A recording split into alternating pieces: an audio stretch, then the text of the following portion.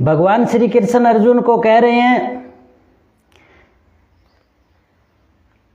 कि इस माया से पार पाना बड़ा कठिन है, और जो भगवान के शरण होते हैं वही इस माया को तैर पाते हैं।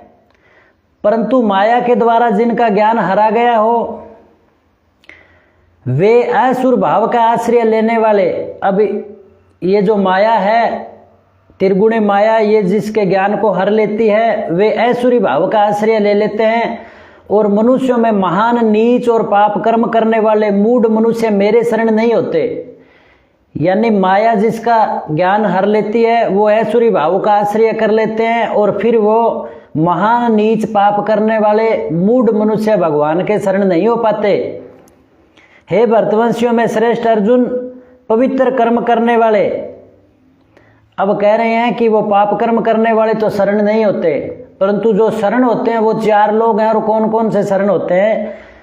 भगवान कह रहे हैं कि पवित्र कर्म करने वाले, अर्थार्थी, आत्र, जिज्ञासु, ज्ञानी, ये चार प्रकार के मनुष्य मेरा भजन करते हैं, यानी ईश्वर का भजन करते हैं और ईश्वर के शरण होते हैं। पहला तो है आर्त भाव, यानी दुख में सुमरण सब करे। दूसरा, काफी धन की लालसा हो, सुख सुविधा की लालसा हो, तो भगवान के शरण आ जाते हैं कि हे भगवान हमारा अमुक काम हल हो जाए। तीसरा, जिज्ञासु, किसी को जिज्ञासा हो जाती है कि ये कितने तारे हैं, ये सूर्य किसके प्रकाश से चमक रहा है, ये धरती रोजाना कैसे घूम रही है, और एक ही जगह दो बीज, एक तुंबे का एक तरबूज का, तरबूज मीठा और वहीं पर बोया हुआ तुंबे के बीज से खटाई उस धरती से कैसे खींच लेते हैं, उनका स्वभाव कैसे बदला हुआ है। यानी ऐसे जिज्ञासा रखने वाले तीसरे तरह के। और फिर चौथा होता है कि जिसने जान लिया और फिर मान लिया, जान लिया मान लिया, वो जिनको ज्ञान हो गया, तत्वदर्शी संत यानी ज्ञानी। ये चार प्रकार के मनुष्य भगवान का भजन करते हैं और चार प्रकार के शरण होते हैं। अब भगवान कह रहे हैं कि उन चार भक्तों में मुझ में निरंतर लगा हुआ अनन्य भक्ति वाला ज्ञानी भक्त श्रेष्ठ है, यानी ज्ञानी श्रेष्ठ है, क्योंकि जिसने जान लिया उसकी दृढ़ मनोबल परमात्मा में स्थापित हो जाता है। क्योंकि ज्ञानी भक्त को मैं अत्यंत प्रिय हूं और वह मुझे अत्यंत प्रिय है। यानी अब भगवान कह रहे हैं कि ज्ञानी को मैं प्रिय हूं और मुझे ज्ञानी प्रिय हैं। तो इसीलिए तो ये श्रीमद् भगवत गीता है जो ज्ञान यज्ञ कही जाती है, और हमें इस श्रीमद् भगवत गीता ज्ञान यज्ञ के द्वारा परमात्मा की प्राप्ति होती है, और हमें ये ज्ञान अवश्य ही हासिल करना चाहिए मुक्ति के लिए। अब भगवान कह रहे हैं कि पहले कहे हुए सब के सब चारों ही भक्त बड़े उदार वाले हैं, परंतु ज्ञानी तो मेरा ही स्वरूप है।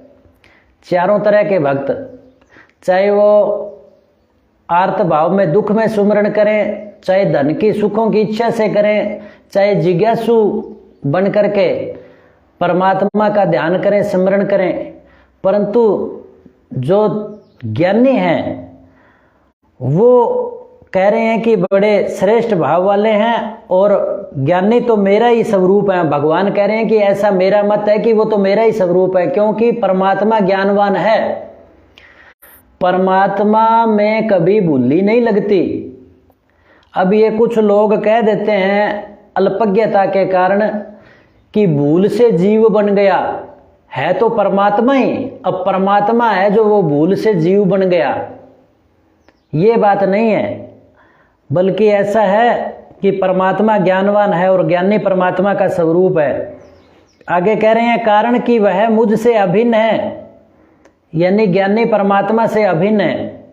जैसे लोहा अग्नि में गिर करके लोहे अग्नि जैसा ही हो गया, वैसा ही जीव आत्मा परमात्मा से जुड़ करके परमात्मा सदृश ज्ञानवान और आनंद स्वरूप हो जाता है। भगवान कह रहे हैं कि वह मुझसे अभिन्न है, जिससे श्रेष्ठ दूसरी कोई गति नहीं है। ऐसे मुझ में दृढ़ स्थित हैं। और ऐसे मुझ में दृढ़ स्थित हैं, वो फिर परमात्मा में दृढ़ स्थित हो जाते हैं। बोलो कृष्णचंद्र भगवान की जय हो। अब भगवान कह रहे हैं कि जन्म जन्मांतर में किए हुए फलों को भुगत करके कर्तव्य कर्म करते हुए नए कर्म ना करें और बहुत जन्मों के अंतिम जन्म में अर्थात मनुष्य जन्म में सब कुछ परमात्मा ही है, इस प्रकार जो ज्ञानवान मेरे शरण होता है कि सब कुछ परमात्मा ही है, इस प्रकार संकल्प से, दृढ़ संकल्प से, मन और बुद्धि से परमात्मा के जो शरण होता है वह महात्मा अत्यंत दुर्लभ है। भगवान श्री कृष्ण ने कहा है कि ऐसा महात्मा, ऐसी आत्मा, महान आत्मा अत्यंत दुर्लभ है। बोलो कृष्णचंद्र भगवान की जय हो।